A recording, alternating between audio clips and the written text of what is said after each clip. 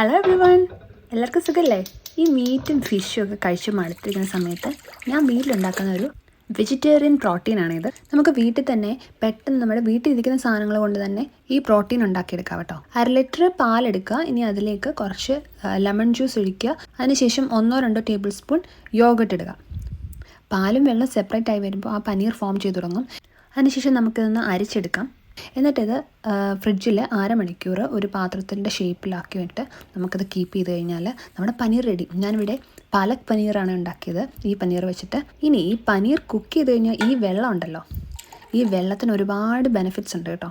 പാല് പനീറായി കഴിയുമ്പോൾ water സൊല്യൂബിളായിട്ടുള്ള vitamins എല്ലാം ഈ വെള്ളത്തിലേക്കാണ് പോകുന്നത്. അപ്പോൾ ഈ വെള്ളത്തിനകത്താണ് വൈറ്റമിൻ B2, B6, B12 എല്ലാം ഉള്ളത്. അതുകൊണ്ട് നിങ്ങൾ ഈ വെള്ളം കളയരുത്. ഈ വെള്ളം കൊണ്ട് ഞാൻ ചപ്പാത്തി ഉണ്ടാക്കി, നല്ല സോഫ്റ്റ് ചപ്പാത്തി ആയിരുന്നു.